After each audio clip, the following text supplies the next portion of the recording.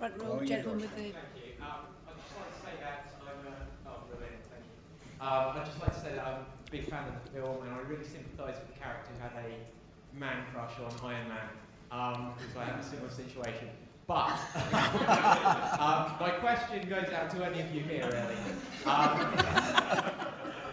My question is, are there any stories, comics, or characters you'd like to see come into future Iron Man or Avengers movies, etc.?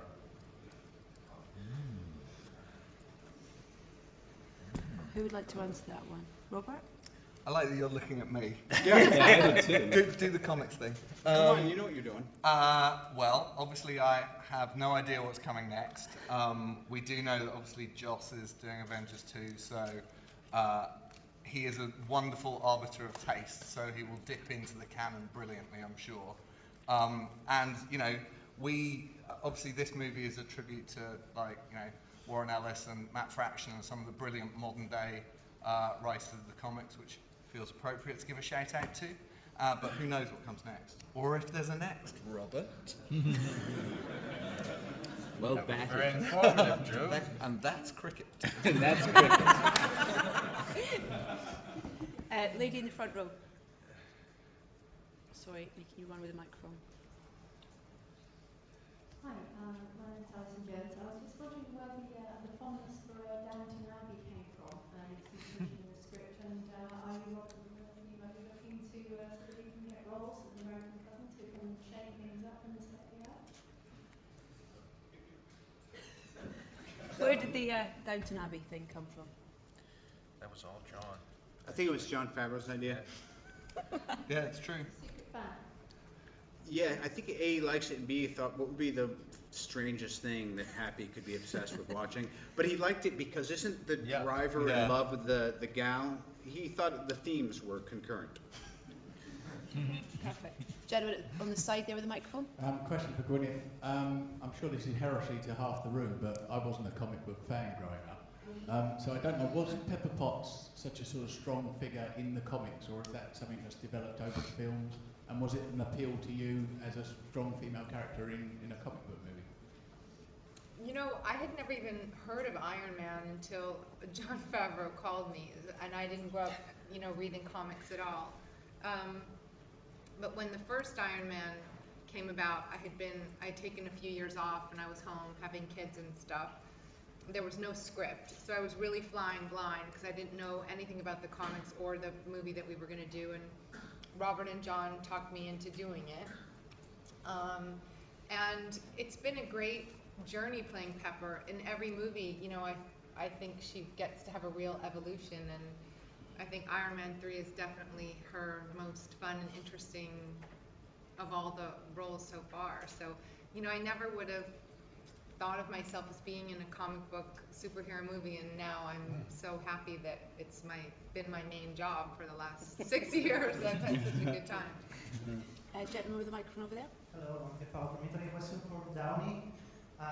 We see Tony Stark experiencing anxiety in the movie. Now I want to ask you, at this time of your career, do you have anxiety if a contract is going to be over soon, or do you have anxiety as a free artist when some major studio wants to put you under contract for 17 months?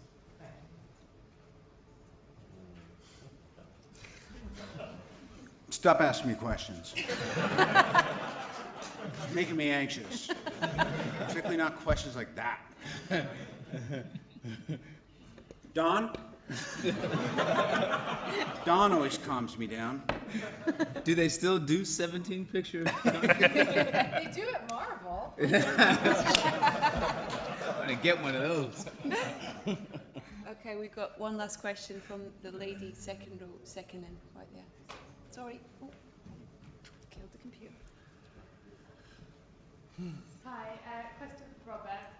Tony Stark has saved the world a lot now, and yet people, fellow billionaire entrepreneurs like Donald Trump, Richard Branson, don't seem concerned about supervillains. Do you think they should be, and how do you think those kind of guys would get on if they had to spend a day in the life of Iron Man?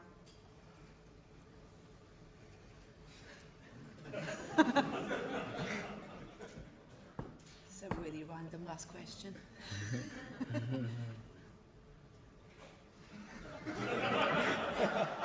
performance art. You know, I'm pretty quick. I think I'm pretty witty. But I might be out of steam. Why don't you repeat the question after we leave?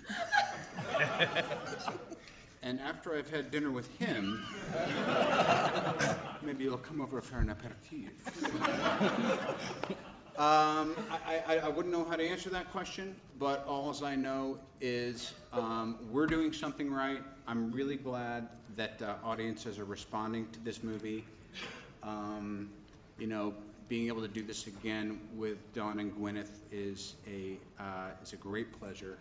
But having Sir Ben having rocketed us into another dimension with arguably the most complicated arc in superhero history, and the over-talented Rebecca Hall showing up and doing us a big solid and classing the joint up has just made this a most delightful experience. And Drew and Shane listened to us all run our mouths for weeks and weeks and weeks, and then they said thank you very much, went away, and came back with the script, which is the story we shot. And that's the reason we're sitting here, and that's the reason most of you aren't saying this film sucks. Don't ever waste our time again. And on that note, ladies and gentlemen, thank you so much for your time. Thank you.